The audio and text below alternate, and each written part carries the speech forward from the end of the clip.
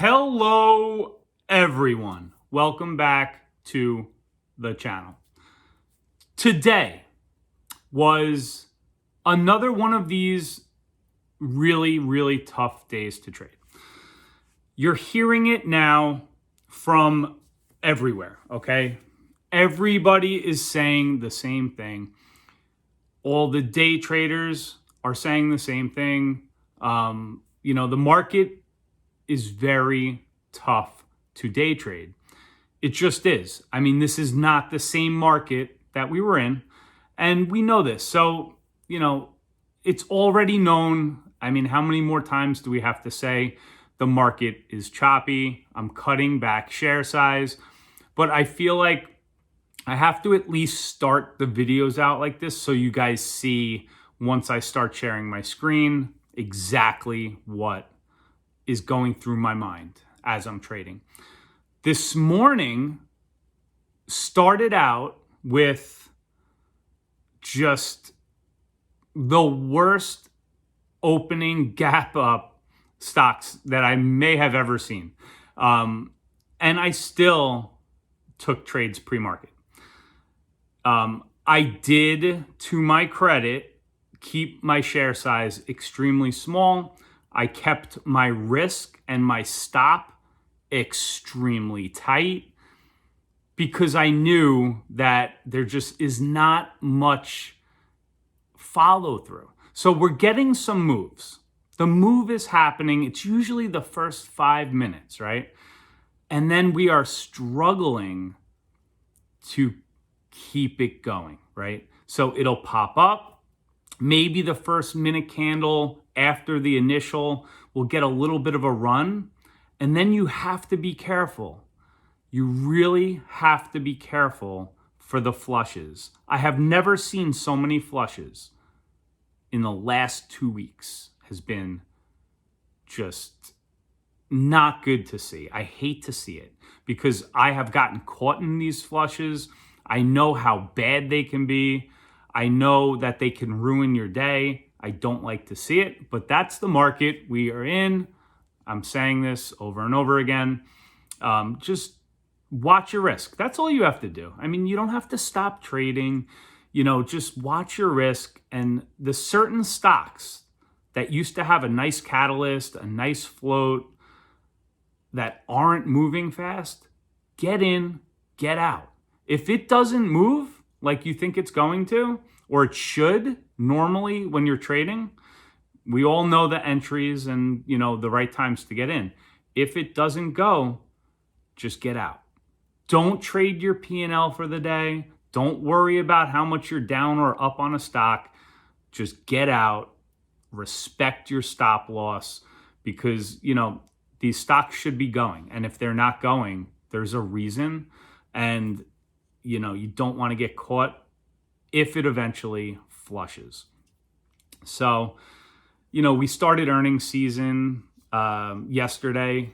The banks started. Today, I traded an opening, what I call a dip and rip setup.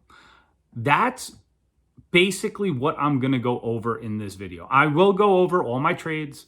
I didn't stop this morning. I never hit my max loss, so I kept trading. And once I share my screen, you guys will see how I did today in the market. But I do want to make this video mostly about how to trade a catalyst earnings report within the first minute, 2 minutes of the trade. And that's what I'm going to go over mostly. I'll recap, but I'm going to mostly go over that in today's video. So with that being said, I'm going to share my screen.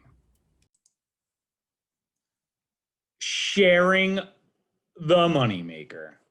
I'm going to start saying the dollar bill maker. Because this market is just frustrating. You can see I took 35 orders. So I took at least 17 trades today. Started the day out horribly, terribly. I was at 40% of my max loss. So being at 40% of your max loss to start the day, before 8:30 in the morning is not a good place to be. So to go from being at your 40% of your max loss, which you guys know my max loss is just $100. That's where I usually cut it off. I always say, if things aren't going your way and you're down, you know, by $100 already with the way that I trade with my risk management, then something is not right that day. Maybe the kids kept you up at night. Maybe the market's choppy. We love to call the market choppy when we can't make money in it. But no, really, the market has been not good, especially for those awesome momentum stocks. These stocks, I used to personally trade 500 to 1,000 shares um, at a time, and you would get such nice returns. You just can't do it in this market. It's definitely not conducive for the micro caps, um, all those nice pharmaceutical companies that we love to see 100%, 160%. When was the last time that you guys saw a morning gapper over 100%? Those were the best to trade. They had the best setups. Oh, well, so that's not here right now. I do, however, think that it will be back. Um, when? Not sure, but this is totally normal. It's just normal ebbs and flows of the market. So I do think that this summer can be pretty good. But we'll just have to wait and see. So went from being down right off the bat with my first trade, my first two trades, being down 40, and then just wrapping it up now, being up $4.40. I'm treading water. Okay. These small days like this, being on the right side of um, profitable, I can't tell you how hard that has been in the past 3 weeks. It's been very difficult. Um, but listen, I digged myself out. I was down 40 and I, got back in the plus territory again in this market, not having those big, drawdowns or multiple red days has been really good to see. So let me start off. So this video is going to be, I really want to show you guys how you can make money trading an earnings report just in the first 5 minutes. This is in that like price discovery period. It could be very, very risky, but I'm going to show you how you can minimize your risk. So let me just start off with this absolute trash that I was trading this morning. Let's see, KXIN, and then we'll go to the other one, KXIN. All right, let's take a look at what the market gave us on this one. So first of all, I just want to show you, because this one and also the other momentum stock that I traded today, they both had false breakouts on the 5 minute. And that is not something that you want to see. You don't want to see false breakouts on the 1 minute, but to see it on the 5 minute is really not good either. And you really, have to be careful of these, especially now. So let me just make this a little bit bigger. Sorry, guys. Here we go again with my mouse. All right, so the first trade, all right? I went in with 300 shares because I felt like I was able to manage my risk with this one. It wasn't like, you know, a range of $5 a share. It was a very small range, and I can always protect myself against a possible flush. Now, the flushes that we've been seeing have been just not good. So this here that I circled, this coincides with that false breakout that we saw on the 5. So it got rejected by VWAP. Okay, pulled back. I ended up taking a trade right here and just cutting it immediately because it just didn't go. What I was thinking was going to happen was this was the new setup on another 5-minute candle, and also maybe after a sell-off, you know, more volume coming in.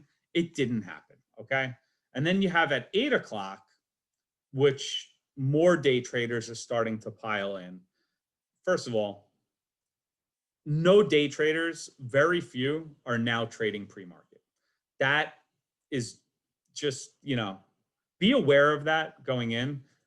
This volume that you see here from one of the leading gappers, it used to be just nonstop bars of volume. It's not happening right now. So you have to realize if you're gonna trade these, really keep your risk tight, which I did not do a very good job. So I see a false breakout here, and I get a rip. Now, I'm not totally upset about this trade. We broke VWAP, okay? We didn't do it back here. So I said, you know what? That is such a bullish move. And when this would have happened, okay, a couple of months ago, you break through VWAP, coming up to 8 o'clock, coming up to new 5-minute candles, and this is what happens. There's no follow through in the market right now. There's absolutely no follow through. So I got in here. Now, you know, my stop obviously was going to be under. I usually will always do it under an even number. Okay, not just even like, you know, 8, 6, 4 on the 80. So 280, I took my stop at 279. It's just what I do. You don't have to do that. I've just noticed more often than not, there's that, you know, area there where everybody puts in their orders. I want to be right below that and possibly get support before it comes to stop me out. This one, once it went up and broke through VWAP, at that point, you know, I had no faith in this. I took it off. And, you know, it was a 6-cent loss. I don't usually like to take that much, but like I said, it wasn't a huge mover. Where I really went wrong was, and this is what we've been seeing, at 7 o'clock sometimes, you'll see really big rips. And then on the 5-minute, you'll have one big 5-minute candle, and then it just sells off. And I got in thinking we were going to break out to new highs. I got in really high at 291. Well, not really high. We broke VWAP, and I said, okay, here we go. We're going to go for a ride. I got the move that I usually would take my profit. I have to admit to you guys here, I was not fast enough on this.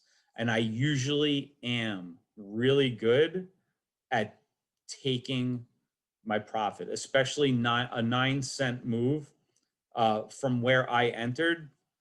I was looking to take profit 6, 7, 8 cents on this one, with 300 shares, it would have been a really nice win. Instead, it turned out to be a much bigger loser than I wanted. This was like a 30-something dollar loss. When I was in the profit, I missed it. I only had one chance, literally about 8 seconds after I got in, because usually my entries, they either move or they don't. And if they don't move, I cut the trade because I'm getting in at specific spots that I know other day traders are looking at. So if I don't see the volume come in, I just wasn't quick enough. I didn't take the profit quick enough.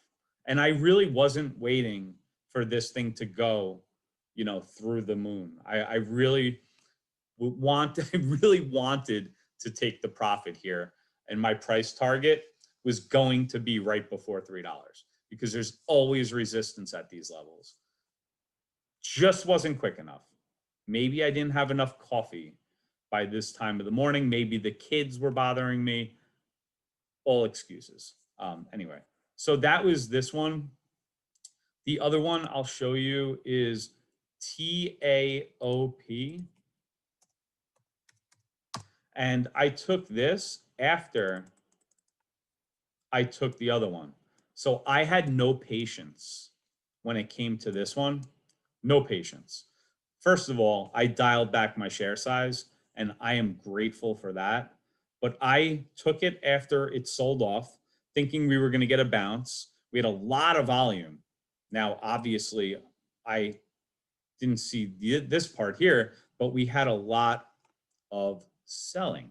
Now, one thing that was really weird with this stock, there was a ton of huge sell orders on here. And I noticed that, especially right here in the morning, right around 9 o'clock, I was thinking about possibly getting back into this one. And look at that flush. This is the 1 minute chart. In 5 minutes, we went from 820 all the way to 760. Percentage wise on a small stock like that, that's quite a move. And there was a lot of selling that I noticed in the level 2. You guys should really start to learn how to read this because you'll see it coming. And that's what actually stopped me from getting back in right here. And I'm very happy that I didn't, because that would have been really frustrating and tougher to get back the loss. So right here, got in, took my loss. Now I let this thing run a little bit. Usually I wouldn't go, 20 cents against me. I only had 25 shares. So, I didn't really mind. I was kind of waiting for something like this to happen, which obviously happened after I got in, which is fine. I don't mind cutting losses, and it's such a small loss. I think that's the key here. Reduce your share size in this type of market. It's not worth it. There'll be plenty of times coming up in the future where we can swing for the fences. This just is not the market for that. So I went over that stuff with you. Now I want to get into this opening range here. A dip and rip on a earnings play. And that's exactly what I did here. We got 1, 2, 3, 4. On the 5th candle. Okay, hang on a second. That doesn't make any sense. Bear with me 1 second. I could have sworn I entered on the first 2 candles on the wrong day. Why this happens all the time, I don't know. So let me just get back to today. Okay, so this makes way more sense. This is what happens when you trade a lot. All right, so the earnings for Citibank, Citigroup, they killed earnings, destroyed earnings. And all the stock has done after the gap up was fill the gap on the downside. So you had the gap up, and then you had the gap down. It just filled in the gap from the previous day, basically. So that's why you don't want to chase stuff, like up here in the pre-market. It's tough to, see this, but you just have to tell yourself what normally happens, especially with Citigroup. And it's good to know the stocks that you're trading before you trade them. It usually always goes down after earnings. So how I was going to play really good earnings, I was going to play the first minute and the first drop. I knew there was going to be selling. A lot of big orders went through. I bought at, let's see, 723 on the first minute candle. It instantly, so this thing went straight down and bounced, okay? Like a dip and a rip. When it dips, you want to have a level that you're comfortable with where you can set a stop, like where I'm going to get out if it goes any lower than that on the first minute candle. That's very important. And I had my line down here. This was going to be, I was going to be taking a real shot at this. Once I saw it bounced and wasn't going to break 74, I was just ready to rock on this one. We got the bounce here. I put my order in as it was coming up. It took my order with it, and then I just sold right up here for a really, really nice trade. And then I did the same exact thing on the second minute candle. Okay, came down, entered, scooped me up, because there was so much volume, there was so much buying at that point, that it's just really nice, these quick little wins. The only thing is you can't buy pre-market and hold it and do that type of trade. You have to wait until the first candle will just blow right down, and then it always comes back. It may then settle back down, but if you get it on the dip, and this is not for beginner traders, unless you're taking very small share size and you want to try it out, you kind of have to know what you're doing. You got to look at the level 2. You have to see the tape, watch the tape speed up and everything else. But that's what I would call, a dip and rip. So it dips down, it picks your shares up, and then you sell it in seconds. So you're buying and selling within 10 seconds, not even. And that's, if done the right way. You can't buy too early. You can't buy pre-market and hold it into this. It's got to be done the right way. So that's how I did this. And that's where I made back all the money that I lost in the pre-market with this trade here. And then I just spent the rest of the day just scalping little things. I noticed that I started to overtrade. So I just ended up, stopping and not wanting to get caught in this type of stuff. See, this is a big drop on the SPY on a 1 minute candle. But this wasn't not a bad market to trade today.